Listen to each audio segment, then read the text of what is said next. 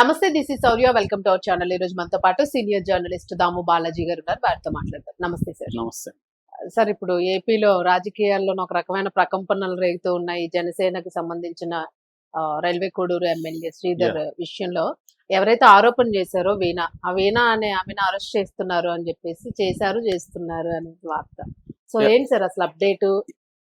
ఈ రోజు అరెస్ట్ చేయబోతున్నారని ఒక వార్త వస్తుందండి. ఎందుకంటే వీణా గతం 20-30 రోజుల నుంచి ఈ ఇష్యూని ఇన్సైడ్ సర్కిల్లో ఆమె చర్చిస్తూ ఉంది. అంటే మనకి ఇప్పటి వరకు ఉన్న ఇన్ఫర్మేషన్ బట్టి మనకు అర్థమవుతుండేది ఏమంటే వీళ్ళిద్దరి మధ్య అఫేర్ ఏర్పడింది. అది మరి ఇతను ఫోర్స్ చేశాడా లేకపోతే బ్లాక్ మెయిల్ చేశాడా ఏదన్నా పక్కన పెడితే ఆమె కూడా తర్వాత కాలంలో వాలంటరీగానే తనతో అఫేర్ని కంటిన్యూ చేసింది. ఎందుకంటే ఆమెను చూస్తే ఏదో ఎవరు కూడా భయపడిపోయి 1.5 year అఫేర్లు పెట్టుకుంటారంటే ఎవరు ఈ కాలం నమ్మే పరిస్థితి లేదు. ఫస్ట్లో అంటే ఏదన్నా ఫోర్స్ చేసి ఉండొచ్చు. ఏదైనా ఒకసారి వన్స్ స్టార్ట్ అయిన తర్వాత ఆమె ఇష్టపూర్వకంగానే కంటిన్యూ చేస్తుంది. ఆ వీడియోలో కూడా ఆమె మెసేజ్ చూసినా కూడా ఇచ్చేస్తుంది. కాబట్టి బ్లాక్ మెయిల్తోనే ఇంతకాలం అంత సీన్ అతనికి ఉన్నట్టు కూడా కనబడలేదు. ఎందుకంటే అతను సర్పంచ్గా ఉన్నాడు, అంతకుముందు వైసీపీ పార్టీలో ఉన్నాడు సర్పంచ్గా. జస్ట్ 2024లో చేరిన 4వ రోజుకే అతనికి ఎమ్మెల్యే టికెట్ ఇచ్చారు. జనసేనలో చేరిన 4వ రోజుకే. ఎందుకంటే అంతకుముందు అతని పేరు మర్చిపోయినా, యనమల భాస్కర్ రావు అనుకుంటా, అతనిని అనౌన్స్ చేశారు జనసేన తరఫున. టికెట్ అతనికే ఇచ్చారు. కానీ తెలుగుదేశంలో కానీ లేకపోతే అక్కడ స్థానిక పరిస్థితుల్ని అధ్యయనం చేసిన తర్వాత ఇతను గెలవడు అనుకొని ఈయన ముక్కావారిపల్లి అని ఒక ఊరుంది, దాని సర్పంచ్ అనమాట. సో శ్రీధర్కి ఇద్దామని డిసైడ్ అయ్యారు. ఇది రిజర్వ్ నియోజకవర్గం.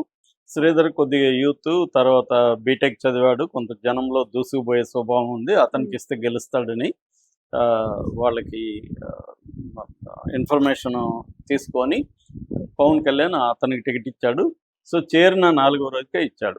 ఇచ్చినా కూడా అక్కడ మొత్తం ఎమ్మెల్యే అయినప్పటికి కూడా అక్కడ రూపానందరెడ్డి అని తెలుగుదేశం నాయకుడు ఉన్నాడు, ఆయనే ప్రధానంగా వ్యవహారాలన్నీ చూస్తుంటాడు అనేది వార్త. సో కాబట్టి ఇతనికి ఆ అమ్మాయిని ఎంత బ్లాక్ మెయిల్ చేసి రోజు బెదిరించి 1.5 year కంట్రోల్లో పెట్టుకున్నాడు అనేది నమ్మశక్యం కాలేదు. ఎందుకంటే ఆ అమ్మాయి కూడా ఒక గవర్నమెంట్ ఎంప్లాయీ, డామినేటింగ్ అనే ఉంది కొన్ని వీడియోలో చూస్తే. సో అంటే ఏదేమైనా అతను ఎమోషనల్ బ్లాక్ మెయిల్ చేశాడా ఏం చేశాడా అనేది పక్కన పెడితే, ఆమె అయితే అతనితో అఫైర్ని కంటిన్యూ చేసింది, భర్తను వదిలేసింది. భర్త కూడా బాబుని కూడా తీసుకెళ్ళిపోయాడు, ఆమె ఒంటరిగా ఉంటుంది. సో వీళ్ళిద్దరు కంటిన్యూ చేస్తున్నారు.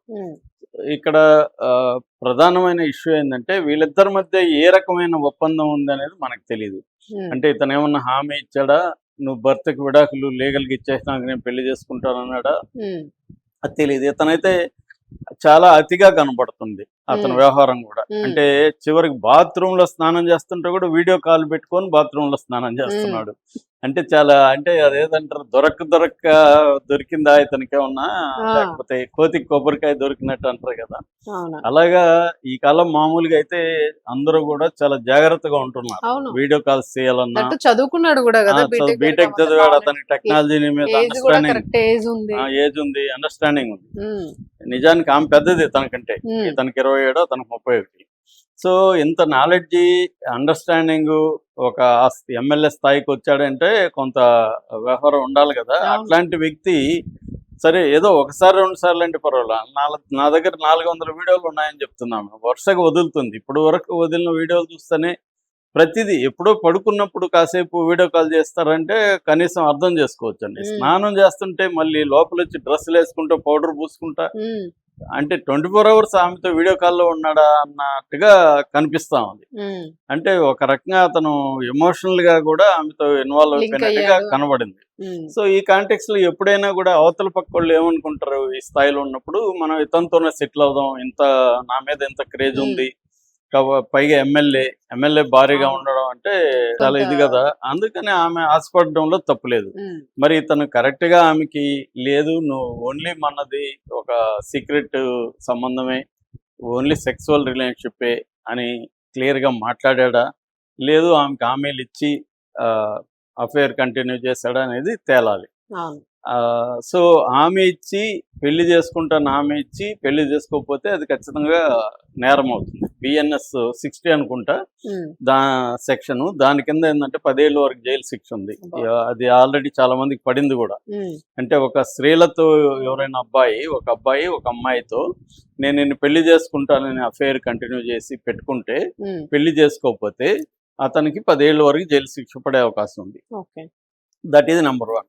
నెంబర్ 2 ఏంటంటే పొలిటికల్గా ఇది బాగా బ్యాడ్ పవన్ కళ్యాణ్కి. ఎందుకంటే పవన్ కళ్యాణ్ స్త్రీల మీద చేతులు వేస్తే వాళ్ళని నరికేస్తా, ఈ డైలాగులు సినిమా డైలాగులు చాలా ఎక్కువ మాట్లాడుతుంటాడు. అతను చాలా అతిగా ఊగిపోతుంటాడు. అట్లాగే గతంలో వైసీపీలో జరిగినప్పుడు కూడా తెలుగుదేశం కానీ జనసేన వాళ్ళు కానీ విపరీతంగా దాన్ని ట్రోల్ చేశారు, గట్టిగా మాట్లాడారు. అట్లాంటిది ఇప్పుడు ఓపెన్ గా ఒక ఎమ్మెల్యే వీడియోలు బయటకు వచ్చినప్పుడు పవన్ కళ్యాణ్ చేయాల్సిన ఫస్ట్ పని ఏంటంటే అతను సస్పెండ్ చేయడం పార్టీ నుంచి, తర్వాత విచారణకి ఆదేశించడం. ఎందుకంటే చంద్రబాబు అదే చేశాడు. సత్యవేడు ఎమ్మెల్యే కోనేటి ఆదిమూలం మీద ఇట్లాగే ఒక ఆవిడ వచ్చి ఆరోపణలు చేసినప్పుడు ఇమ్మీడియట్ గా పార్టీ నుంచి సస్పెండ్ చేసి తర్వాత విచారణకు చేశారు. అది పద్ధతి. దాని తర్వాత అది సమస్య పోయింది, అది వేరే విషయం. అలాగా చేయకుండా పవన్ కళ్యాణ్ అసలు ఫేస్ చేయట్లేదు.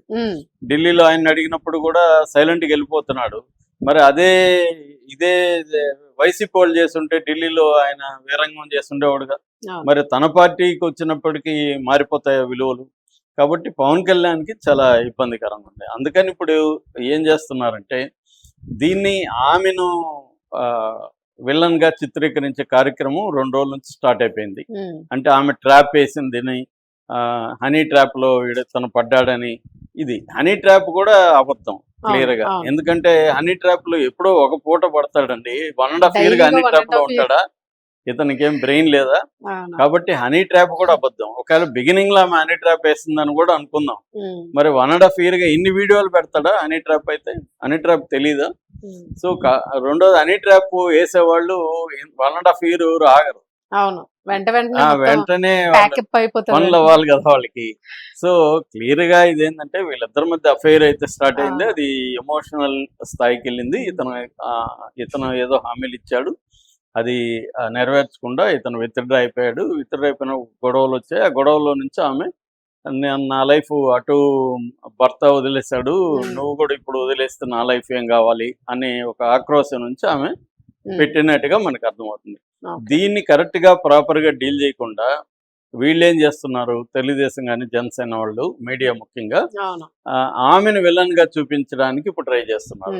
ఆమెను బ్లాక్ మెయిలర్ గా చూపించడానికి 25 కోట్లు ఆమె డిమాండ్ చేసిందని, ఆమె హనీ ట్రాప్ చేసిందని చేస్తున్నారు. ఆల్రెడీ ఆమె ఏం చెప్పింది మొన్న ప్రెస్ మీట్ లో, నేను తిరుపతి ఎస్పీ దగ్గరికి వెళ్ళి కంప్లైంట్ ఇస్తే తీసుకోలేదు, ఆల్రెడీ వాళ్ళకి వెళ్ళిపోయింది, ఇట్లా ఈమె వచ్చితే కంప్లైంట్ తీసుకోవద్దని. ఆయన తీసుకోలేదు.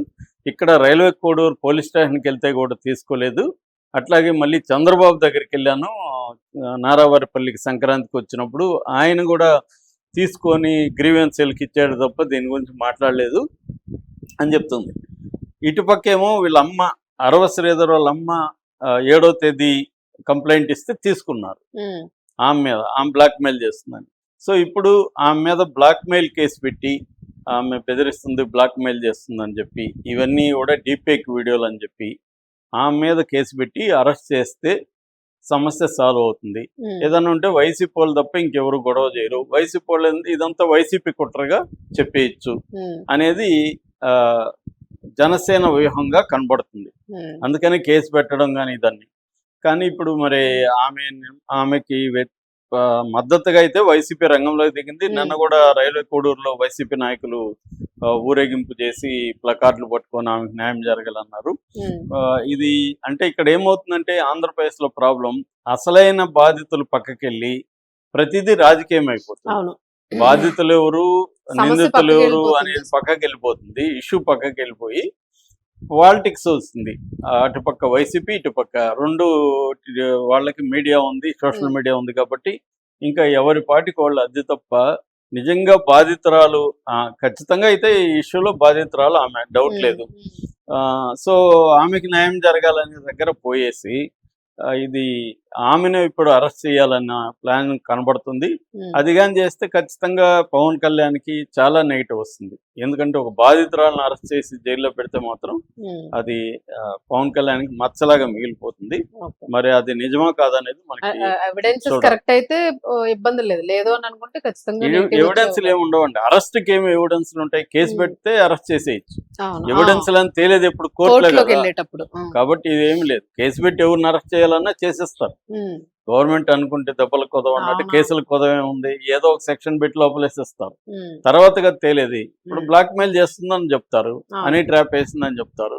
కోర్టులో తేలాలి కదా. అవును. కాబట్టి అంటే ఇక్కడ కోర్టు వేరు, ప్రజా కోర్టు వేరు. ఉమ్, ఇక్కడ కోర్టులో తేలేది అదంతా అయ్యే పని కాదు. కానీ ప్రజా కోర్టులో మాత్రం పవన్ కళ్యాణ్కి బాగా బ్యాడ్ నేమ్ వస్తుంది.